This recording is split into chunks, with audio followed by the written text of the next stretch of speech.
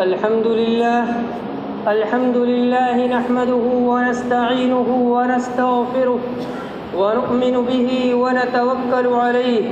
ونعوذ بالله من شرور أنفسنا ومن سيئات أعمالنا من يهده الله فلا مضل له ومن يضلله فلا هادي له ونشهد أن لا إله إلا الله وحده لا شريك له ونشهد أن سيدنا وسندنا ومولانا وأولانا محمدا عبده ورسوله أما بعد أعوذ بالله من الشيطان الرجيم بسم الله الرحمن الرحيم وقال الله تبارك وتعالى في الكلام المجيد والفرقان الحميد محمد رسول الله وقال تعالى في موضع آخر لقد كان لكم في رسول الله أسوة حسنة وقال النبي صلى الله عليه وسلم إنما بعثت لأتمم مكارم الأخلاق أو كما قال عليه الصلاة والسلام صدق الله العظيم وصدق رسوله النبي الأمي الكريم ونحن على ذلك لمن الشاهدين والشاكرين والحمد لله رب العالمين حسن یوسف پہ کٹی مصر میں انگشت زنا سر کٹاتے ہیں تیرے نام پہ مردان عرب معزز اساتذہ کرام مہمانان مکرم اور میرے ہم نوا ساتھیوں میرے جیسا کم علم اور کم فہم طالب علم بلا اس عظیم ہستی کی شان کے بارے میں کیا گفتگو کر سکتا ہے جس کی عظمت خالق کے کائنات کی زبان قدرت سے یوں ادا ہوئی وَرَفَعْنَا لَكَ ذِكْرَكَ تو کسی مقام پر فرمایا اِنَّا أَعْطَيْنَاكَ الْكَوْثَرَ تو کہیں یا ایھا المزمل تو کہیں یا ایھا المدثر کا پھر خطاب فرمایا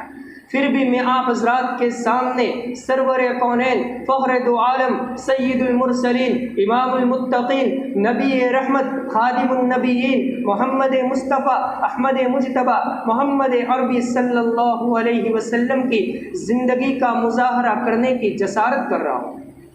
بعثت محمدی سے قبل دنیا میں تصورات و تہذیب اور آداب و معاشرت مکمل طور پر مسخ ہو چکے تھے ہر طرف ظلم و ستم جبر و تشدد اور وحشت و بربریت نے ڈیرے ڈال رکھے تھے کفر و الحاد اور ظلم و جہالت کی تاریکی نے عالم انسانیت کو چاروں طرف سے گھیر رکھا تھا عرب کی حالت دنیا کے دوسرے خطوں سے زیادہ دیگر ہوتی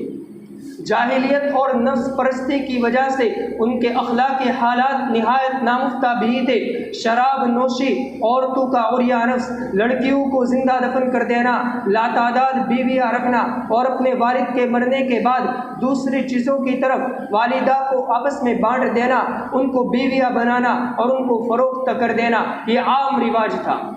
اسی مابین کے حجاز سے اٹھنے والے نور کو کفر کی گنگور گٹاہوں نے گھیر رکھا تھا تبھی یکایک فاران کی چوٹیوں سے ہادی بشر فخر دو عالم محمد عربی صلی اللہ علیہ وسلم سرزمین مکہ میں مبعوث ہوئے اور آپ نے اپنی 23 سالہ نبوت کی زندگی میں پورے جزیرۃ العرب میں اسلام کا ڈنکا بجایا حضور صلی اللہ علیہ وسلم کی سیرت کا باب اتنا وسیع ہے کہ اماں صدیقہ پیغمبر کی رفیقہ ازواج میں لعیقہ اخلاق میں خلیقہ کائنات میں باسلیقہ نہایت خوش نصیبہ حبیب خدا کے حبیبہ باب نبوت کی عنطلیبہ وہ فرماتی ہے کان خلقہ القرآن سارا قرآن مصطفیٰ کی سیرت ہے قرآن صورت ہے آقا سیرت ہے قرآن علم ہے آقا عمل ہے قرآن خاموش ہے آقا بولتا قرآن ہے تو پھر مجھے کہنے دیجئے اے ختم رسول مکی مدنی کونین میں تجھ سا کوئی نہیں اے ہادی بشر تیرے سوا محبوب خدا کا کوئی نہیں اوصاف تو سب نے پائے ہیں لیکن حسن سراپا کوئی نہیں آدم سے جناب عیسیٰ تک سرکار کے جیسا کوئی نہیں یہ شان تمہاری ہے آقا کہ تم عرش بری پر پہنچے ہو ذی شان نبی ہے سب لیکن معراج کا دلہا کوئی نہیں حضور صلی اللہ علیہ وسلم کی ذات کمال حسن و جمال کا سر چشمہ کائنات حسن کا ہر ذرہ ذرہ دہلیز مصطفیٰ کا ادنا سا فکاری ہے زمان دہر کی تمام رعنائیاں آپ ہی کے دم قدم سے ہے۔ شاعر کہتا ہے کتاب قدرت کے سر ورق پہ جو نام احمد رقم نہ ہوتا، یہ نقش ہستی ابھر نہ سکتی، وجود لوح و قلم نہ ہوتا۔ صحابہ کرام رضوان اللہ علیہم اجمعین نے آپ کے کمال حسن و جمال کو بہت ہی خوبصورت انداز میں بیان کیا ہے۔ عظیم عاشق رسول حضرت حسان بن ثابت رضی اللہ تعالی عنہ آپ کے کمال حسن و جمال کو بہت ہی دل پذیر انداز میں بیان کرتے ہوئے فرماتے ہیں وَأَحْسَنَ مِنْكَ لَمْ تَرَ قَطُّ عَيْنِي وَأَجْمَلَ مِنْكَ لَمْ تَلِدِ النِّسَاءُ خُلِقْتَ مُبَرَّأً مِنْ كُلِّ عَيْبٍ كَأَنَّكَ قَدْ خُلِقْتَ كَمَا تَشَاءُ۔ آپ سے حسین تر کسی آنکھوں نے دیکھا ہی نہیں، اور نہ آپ سے حسین تر کسی ماں نے جنم دیا۔ آپ کی تخلیق بے عیب ہے، یوں لگتا ہے گویا کہ آپ کے پروردگار نے آپ کو آپ کی خواہش اور آپ کی منشا کے مطابق پیدا کیا۔ حضرت عائشہ صدیقہ فرماتی ہے وہ مصر کی عورتیں جنہوں نے یوسف علیہ السلام کے حسن کو دیکھ کر چھریاں اپنی انگلیوں پر چلائی، اگر وہ میرے حبیب کو دیکھ لیتی تو چھریاں اپنے دلوں پر چلا لیتی۔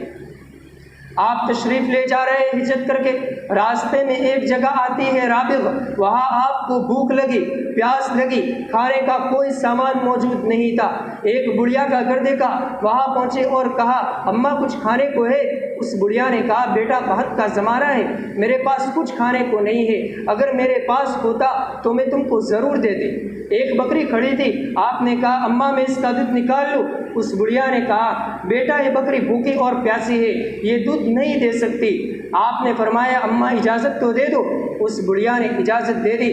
آپ نے تھنوں پر ہاتھ لگایا، تھن دودھ سے لبریز ہو گئے، دودھ نکال کر آپ نے پیا، ابو بکر نے پیا، فہدہ غلام نے پیا، پھر آپ نے دودھ نکال کر اس بوڑھی اماں کو دے دیا۔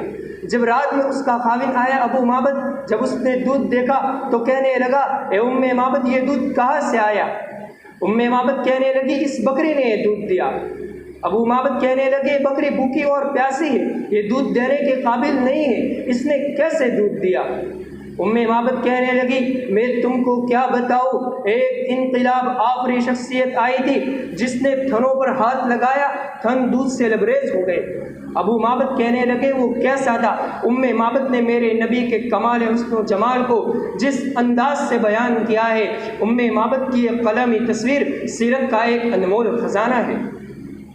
وہ کہتی ہے رأیت رجلا ظاہر الوداع ابلج الوجه حسن الخلق لم تعبه ثجلا ولم تزر به صالا وسيم قسيم في عينيه دعج وفي صوته سهل وفي لحيته كثافة أكحل أحور أزج أقرن إن تكلم علاه البهاء وإن سكت علاه الوقار وكأن منطقه خرزات نسم ينحدرن۔ وہ فرماتی ہے مجھے ایسا لگا جیسے 14ویں کا چاند کپڑے پہن کر زمین پر اتر آیا، انتہائی خوبصورت، انتہائی حسین و جمیل، پیٹ نکلا ہوا نہیں کہ بس صورت دکھے، آنکھیں بڑی موٹی تھی، سر سے پاؤں تک حسن ان کا غلام تھا، خوبصورتی ان کی باندھی تھی، پلکیں بڑی لمبی تھی، آواز میں کشش تھی، جب بولتے تو نور چھا جاتا، جب خاموش ہوتے تو وقار چھا جاتا۔ یہ تو میں نے ایک عورت کی زبانی آپ کے کمال حسن و جمال کو بیان کیا، لیکن قرآن کیا کہتا ہے؟ قرآن کہتا ہے محمد عربی وہ ذات ہے جس کے جسم کو قرآن نے بیان کیا، جس کے اوصاف و کمالات کو خود خالق کائنات نے، خود رب کریم نے اپنے کلام میں بیان کیا۔ قرآن کہتا ہے جس کے سینے کو قرآن نے بیان کیا، الم نشرح لک صدرک، جس کی پیٹھ کو قرآن نے بیان کیا، ووضعنا عنک وزرک، جس کی نگاہوں کو قرآن نے بیان کیا، ما زاغ البصر وما طغى، جس کی نبوت کو قرآن نے بیان کیا، یا ایھا النبی، جس کی رسالت کو قرآن نے بیان کیا، یا ایھا الرسل، جس کی یتیمی کو قرآن نے بیان کیا، الم یجدک یتیما فآوی، جس کی زبان سے نکلے بول کی خود خالق کائنات نے قسم اٹھائی، وقیلہ یا رب ان ہؤلاء قوم لا یؤمنون، جس کی ختم نبوت کو قرآن نے بیان کیا، ما کان محمد ابا احد من رجالکم ولکن رسول اللہ وخاتم النبیین، جس کی معراج کو قرآن نے بیان کیا، سبحان الذي اسرى بعبده ليلا من المسجد الحرام الى المسجد الاقصى الذي باركنا حوله۔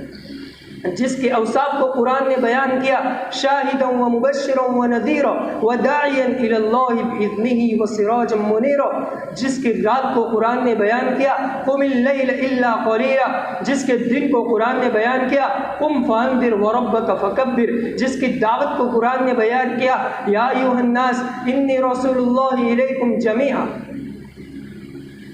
لیکن حضور صلی اللہ علیہ وسلم کی طیب زندگی کے دو پہلو، ذات مصطفیٰ اور صفات مصطفیٰ کا،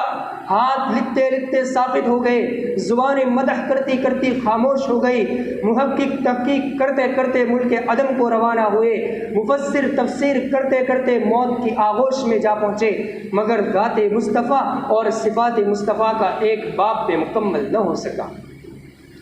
حضور صلی اللہ علیہ وسلم کی رحمت کا یہ عالم تھا کہ آپ نے ایک تھپڑ مارے بغیر حضرت عبداللہ ابن عباس جیسے مفسر قرآن تیار فرمائے، جن کی تفسیر قرآن سے دنیا قیامت تک استفادہ کرتی رہے گی، اور بحیثیت جرنیل ایسے سپہ سالار تیار فرمائے جن کو زمانہ خالد ابن ولید سیف اللہ المسعوف کے نام سے یاد کرتا ہے۔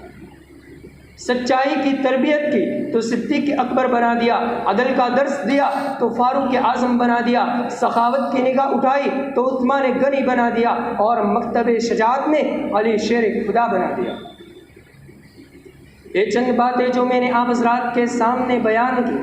وہ صفات مصطفیٰ کی ایک ادنا سی شاخ تھی۔ اسی طرح نبوت کا ایک چراغ اپنی آب و تاب کے ساتھ مکہ سے مدینہ، مدینہ سے مشرق و مغرب، شمال و جنوب، شام و عراق، یمن و بحرین کی طرف پھیلتا چلا گیا اور بلند ہوتا چلا گیا۔ لیکن میرے بزرگوں، ایک طرف تو نبوت کا یہ چراغ اسی طرح پھیلتا ہوا اپنی منزل کی طرف روا دوا تھا، لیکن دوسری طرف مدعیان نبوت نے اپنا سر اٹھانا شروع کیا۔ جیسے ہی نبوت کا یہ چراغ گل ہوا، تبھی یکایک مدعیان نبوت اپنی مذموم ہواؤں کو لے کر دنیا کے اسٹیج پر رونما ہوئے۔ مسیلمہ کذاب، اسود عنسی جیسے بے شمار تاریخ کے ہر دور میں مدعیان نبوت نے اپنے دعوے کیے،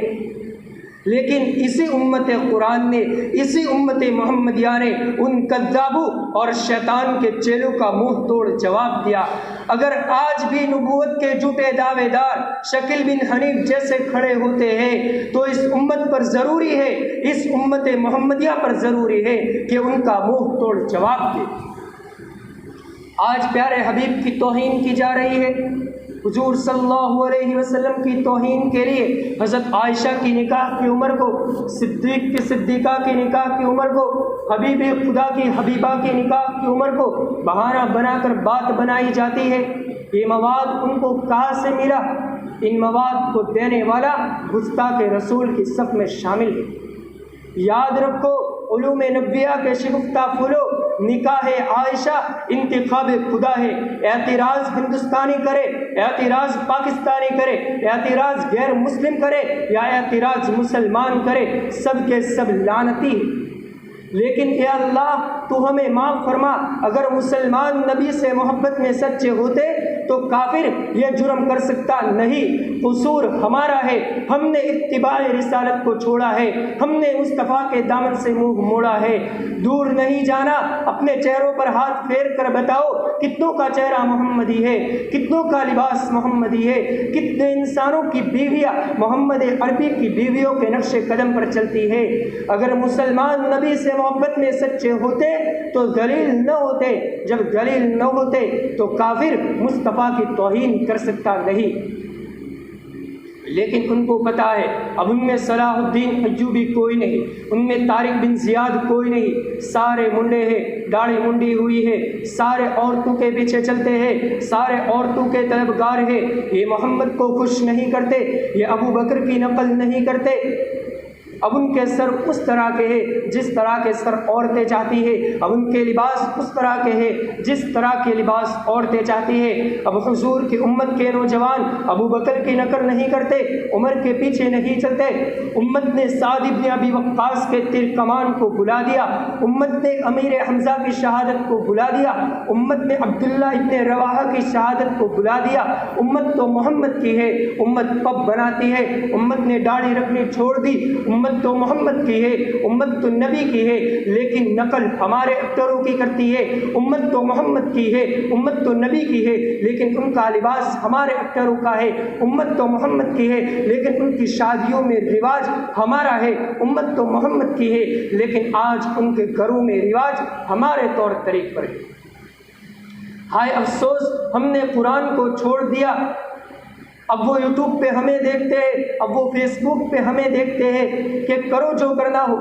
لیکن میں کہنا چاہتا ہوں ان گستاخان رسول سے کہ تم کس کی گستاخی کر رہے ہو؟ تم اپنے والدین، اپنے محبوب، اپنے دوست و احباب، اپنی بہن اور اپنی بیٹی کے بارے میں ذرا سی توہین کو برداشت نہیں کر سکتے۔ ان کی توہین سے تمہارا خون کھولتا ہے، تو پھر میں اور اے ہندوستان کے مسلمانوں کیسے تم اس عظیم ہستی کی شان کے بارے میں گستاخی کو برداشت نہ کر سکتے ہو جس کے اوصاف و کمالات سے قرآن بھرا ہوا ہے؟ صرف قرآن ہی نہیں بلکہ غیر مسلم مورخین نے آپ کے اوصاف و کمالات کا باطل ناخواستہ اعتراف کیا ہے۔ صرف اعتراف ہی نہیں بلکہ غیر مسلم مورخین نے تمام انسانوں کے تقابلی جائزہ کے بعد یہ طے کیا ہے کہ اگر اس روح زمین پر اوصاف و کمالات کی کوئی جامع معنی شخصیت تھی اور ہے اور رہے گی تو وہ پروفٹ محمد صلی اللہ علیہ وسلم کی شخصیت ہے۔ نبی کی گستاخی کرنے والوں سن لو، ہونا تو یہ چاہیے تھا کہ آسمان پھٹتا تم کو اچک لیتا، زمین پھٹتی تم کو نگل لیتی، تم پر بجلیاں گرتی اور تم کو راکھ کر دیتی، لیکن بیچ میں پیارے حبیب کی دعائیں ہیں، اس کا رونا دورہ ہے، اس کے آنسو ہے، اس کی آہیں ہیں۔ اگر بیچ میں پیارے حبیب کی دعائیں نہ ہوتی، اس کا رونا نہ ہوتا، اس کا مچلنا نہ ہوتا، عرفات کے 5 گھنٹے کی سخت گرمی کی دعائیں نہ ہوتی، تو میرے رب کی قسم میں اور آپ بندر ہوتے یا خنزیر ہوتے، یا زمین پھٹتی اور ہم کو نگل لیتی، یا آگ برستی یا پتھر گرتے۔ لیکن دعا دو کس کو؟ جو پیٹ پہ پتھر باندھے اس دنیا سے چلا گیا، جو 2 ماہ فاقے سہ کر اس دنیا سے چلا گیا۔ وہ گیت جو ہم نے سنا نہیں، میری عمر بھر کا ریاض تھا، میرے درد کی تھی وہ داستہ جسے تم ہنسی میں اڑا گئے۔ یہ محمد و احمد ہے، یہ بشیر و نذیر ہے، یہ رحمت للعالمین ہے۔ میرے رب نے کیا کچھ نہیں کیا، کسی کو پانی میں ڈبویا، کسی پر آگ کو برسایا، کسی پر پتھر کو برسایا۔ وَكَمْ أَهْلَكْنَا مِنَ الْقُرُونِ مِنْ بَعْدِ نُوحٍ وَكَفَىٰ بِرَبِّكَ بِذُنُوبِ عِبَادِهِ خَبِيرًا بَصِيرًا۔ لیکن ہمارے ساتھ کیوں نہیں ہوا؟ وہ تو پیارے حبیب کی دعائیں ہیں۔ یہ تو دنیا میں یاد رکھا، اور آخرت میں حشر کا میدان ہوگا۔ وَبُرِّزَتِ الْجَحِيمُ لِلْغَاوِينَ، جہنم کو لایا جائے گا، تمام مرد اور عورت ایک حالت میں مبتلا ہوں گے، یا ربی نفسی نفسی۔ انبیاء کا بھی یہی حال ہوگا۔ ابراہیم خلیل اللہ کہیں گے یا ربی نفسی نفسی، عیسیٰ روح اللہ کہیں گے یا اللہ میں تجھ سے اپنی والدہ مریم کا سوال نہیں کرتا، یا اللہ میری جان، یا ربی نفسی نفسی۔ موسیٰ کلیم اللہ کہیں گے یا اللہ میں تجھ سے اپنے بھائی ہارون کا سوال نہیں کرتا، یا ربی نفسی نفسی، یا اللہ میری جان۔ اسی ہنگامے میں جبکہ ہر مرد اور عورت کا یہ حال ہوگا کہ وہ یا ربی نفسی نفسی کے عالم میں مبتلا ہوں گے، ایک آواز ابھرے گی، ایک دکھ بھری، ایک درد بھری آواز آئے گی، یا ربی امتی امتی، یا اللہ میری امت میری امت۔ جب سننے والے دیکھیں گے تو وہ محمد عربی ہوں گے، یا اللہ میری امت۔ کون سی امت؟ جو پوری زندگی شراب پیتی رہی، جو پوری زندگی زنا کرتی رہی، جو پوری زندگی ظلم و ستم کے پہاڑ توڑتی رہی۔ ہونا تو یہ چاہیے تھا کہ آپ فرماتے دفاع ہو جاؤ میری نظروں سے، نہ تم نے میرا خیال کیا، نہ میری قربانیوں کا خیال کیا، نہ میرے پیٹ پہ پتھر دیکھے۔ آپ مسجد نبوی میں بیٹھے ہوئے ہیں، ایک صحابی آتے اپنے پیٹ سے کپڑا ہٹاتا ہے اور کہتا ہے اے اللہ کے رسول میرے پیٹ پہ پتھر بندھا ہوا ہے۔ یہ 2 جہان کا سردار، یہ مقام و محمود کا مالک، عرش و فرش پر جس کی نبوت کے ڈنکے ہے، اپنے پیٹ سے کپڑا ہٹاتا ہے اور کہتا ہے دیکھ میرے صحابی، تیرے پیٹ پہ تو 1 پتھر بندھا ہوا ہے، میرے پیٹ پہ 2 پتھر بندھے ہوئے ہیں۔ میں اپنی بات کو ایک شعر پر ختم کرتا ہوں کہ کی محمد سے وفا تو نے تو ہم تیرے ہیں، یہ جہاں چیز ہے کیا لوح قلم تیرے ہے۔ وآخر دعوانا الحمدللہ رب العالمین۔